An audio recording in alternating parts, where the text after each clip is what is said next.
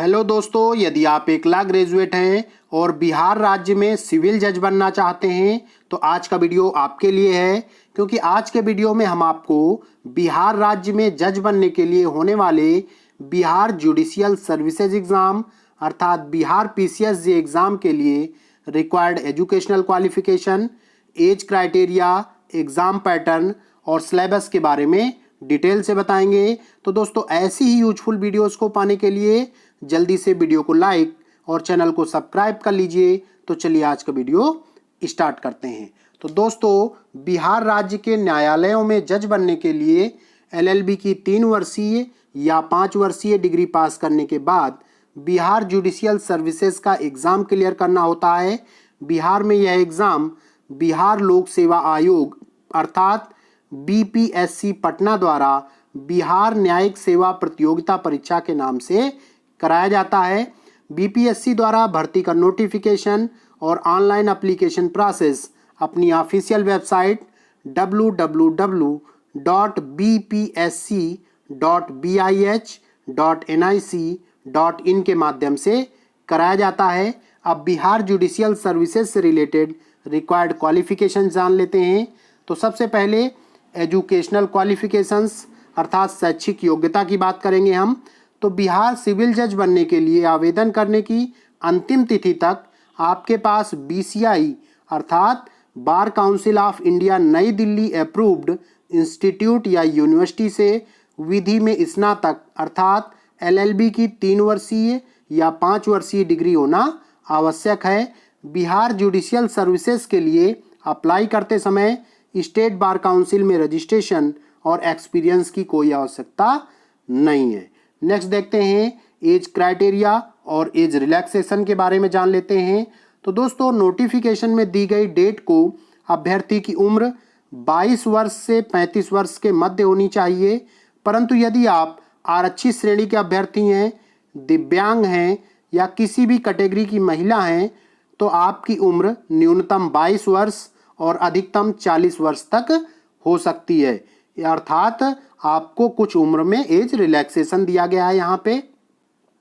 तो नेक्स्ट हम जान लेते हैं एप्लीकेशन फीस अर्थात आवेदन शुल्क के बारे में।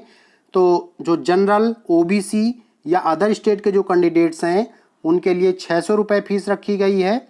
और अगर जो गर्ल्स हैं बिहार की उनके लिए 150 रुपये रखी गई है। इसी प्रकार SC ST हैं जो बिहार के उनके लिए 150 रुपये और जो हैंडीकैप्ड्स हैं ऑल इंडिया के उनके लिए 150 रुपये रखी गई है। तो इस प्रकार ये हो गई आपकी एप्लीकेशन फ़ीस। अब नेक्स्ट जान लेते हैं कि सैलरी क्या होगी। तो फ्रेंड्स, बिहार राज्य के जो जजेज हैं सिविल उनके लिए जो बेसिक सैलरी बनने वाली है या स्टार्टिंग में जो सैलरी बनती है लगभग 60,000 रुपये है। उसके बाद फिर धीरे धीरे वो सैलरी बढ़ती रहती है। तो नेक्स्ट दोस्तों, एग्ज़ाम पैटर्न और सिलेबस के बारे में जानेंगे। तो सबसे पहले एग्ज़ाम पैटर्न की बात कर लेते हैं। तो Bihar judicial services exam 3 steps में होते हैं।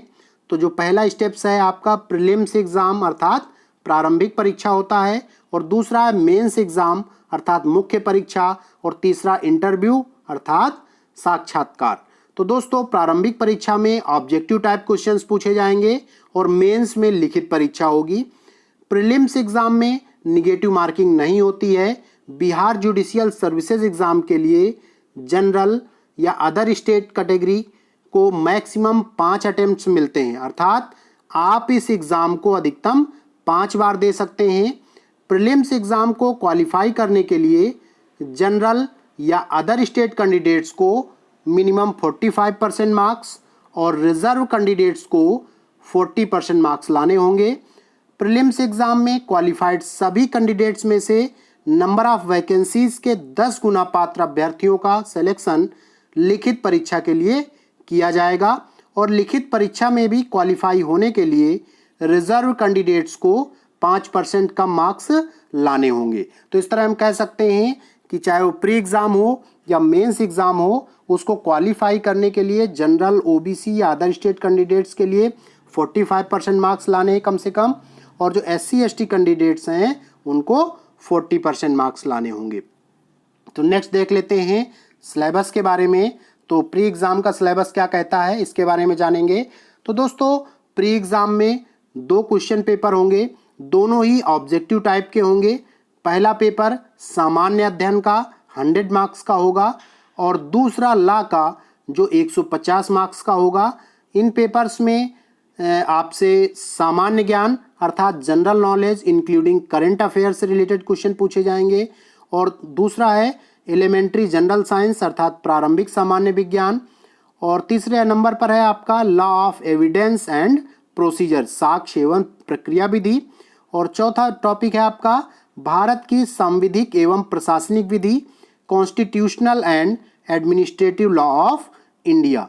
पांचवा है हिंदू विधि और मुस्लिम विधि यानी Hindu law and Mohammedan law और छठवें नंबर पे है आपका संपत्ति अंतरण अधिनियम या विधि law of transfer of property और साम्य सिद्धांत प्रिंसिपल ऑफ इक्विटी न्याय विधि विशिष्ट और अनुतोष law of trusts and specific relief सहित।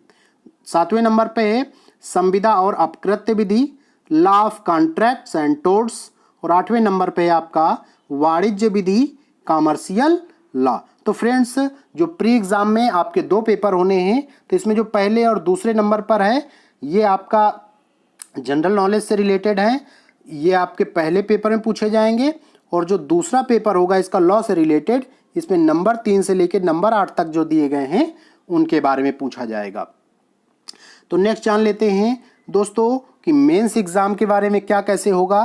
तो एक बात को समझना होगा हमें कि प्रीलिम्स एग्जाम को क्वालिफाई करने का जो हमने क्राइटेरिया बताया है 45% और 40%, उसको अगर आप क्रॉस कर जाते हैं तो आप उसमें क्वालिफाई हो जाएंगे और उसको क्वालिफाई करके जो कैंडिडेट्स मेंस एग्जाम में पहुंचेंगे उनको मेंस में 5 अनिवार्य विषयों की लिखित परीक्षा देनी होगी।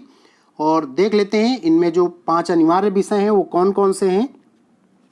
तो सबसे पहला आपका सामान्य ज्ञान का है जिसमें general knowledge including current affairs आपसे पूछा जाएगा और इसका पूर्णांक 150 अंकों का होगा। दूसरा है आपका प्रारंभिक सामान्य विज्ञान यानी एलिमेंट्री जनरल साइंस, ये भी 100 मार्क्स का होने वाला है। और तीसरे नंबर पे आपका सामान्य हिंदी यानी जनरल हिंदी का पेपर होगा, ये 100 मार्क्स का होगा। और चौथे नंबर पे है आपका जनरल इंग्लिश, ये भी आपका 100 मार्क्स का होने वाला है। पांचवें नंबर पर है साक्ष्य एवं प्रक्रिया विधि law of evidence and procedure, ये भी आपका होगा 150 मार्क्स का। तो फ्रेंड्स जैसा कि आप सभी जानते हैं कि जो मेंस एग्जाम होता है वो लिखित परीक्षा होती है, क्वेश्चंस होते हैं आपके सामने और उन क्वेश्चंस के लिखित में आपको आंसर्स देने होते हैं। तो दोस्तों इसमें एक विशेष बात और है कि आपको जो न्यूनतम योग्यता है हिंदी और अंग्रेजी के पेपर में कम से कम अगर आपके 30 अंक नहीं आए हैं तो आप दूसरे जो ऑप्शंस हैं या पेपर्स हैं कह सकते हैं उनमें आप कितने भी मार्क्स ले आइए आप फेल हो जाएंगे। इस प्रकार से हम कह सकते हैं कि हिंदी और जो अंग्रेजी का पेपर है वो आपको कंपलसरी है अच्छे मार्क्स से पास करना है यानी 30 नंबर से ऊपर होने चाहिए। नेक्स्ट देख लेते हैं अनिवार्य विषयों के साथ साथ इसमें ऐच्छिक विषय भी होते हैं। तो दोस्तों एग्ज़ाम के लिए 5 ऐच्छिक विषयों में से 3 विषयों को सिलेक्ट करना होगा आपका और वे 5 सब्जेक्ट कौन कौन से हैं आपके।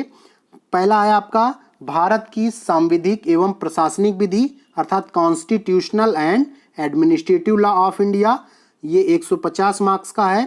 और उसके बाद है हिंदू विधि और मुस्लिम विधि Hindu law and Mohammedan law, ये भी 150 मार्क्स का है।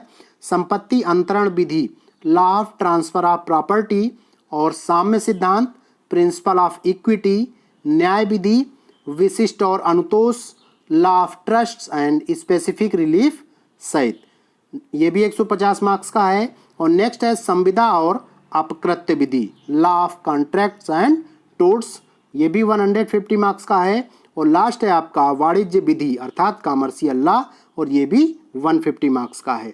तो फ्रेंड्स ये 5 पेपर हैं, 5 में से आपको 3 विषयों का सिलेक्ट करना है। जो 3 विषय आप सेलेक्ट करेंगे उन्हीं 3 विषयों का रिटन एग्जाम आपको देना होगा और 2 पेपर आप कोई भी छोड़ सकते हैं। तो दोस्तों इसके बाद अब हम जानेंगे कि आगे क्या होगा। तो इस बात को समझें कि लिखित परीक्षा में जब आप क्वालिफाई हो जाते हैं तो जो क्वालिफाई कैंडिडेट्स हैं इंटरव्यू देने का चांस मिल जाता है उन्हें। यह इंटरव्यू आपका 100 मार्क्स का होगा इंटरव्यू पास करने के लिए कम से कम आपको 35% मार्क्स लाने होंगे और इंटरव्यू का कोई पार्टिकुलर सिलेबस नहीं है। यहाँ पे आपसे लॉ से रिलेटेड ही क्वेश्चन पूछे जाएंगे और कुछ बेसिक क्वेश्चंस भी पूछे जा सकते हैं। तो चयन का आधार क्या होगा, सिलेक्शन कैसे होगा? तो प्रीलिम्स एग्जाम केवल क्वालिफाइंग नेचर का होगा। नियुक्ति हेतु चयन मेंस एग्जाम और इंटरव्यू में प्राप्त अंकों के आधार पर होगा। मेंस और इंटरव्यू में प्राप्त अंकों के योग के आधार पर लास्ट मेरिट लिस्ट तैयार की जाएगी। नंबर ऑफ वैकेंसीज के अकॉर्डिंग मेरिट लिस्ट से टॉप कैंडिडेट्स को सेलेक्ट कर लिया जाएगा और सिलेक्टेड कैंडिडेट्स को बिहार में सिविल जज के रूप में कार्य करने का मौका मिलेगा। तो फ्रेंड्स, इस प्रकार से हमारा आज का वीडियो कैसा रहा जरूर बताएं। बहुत बहुत धन्यवाद।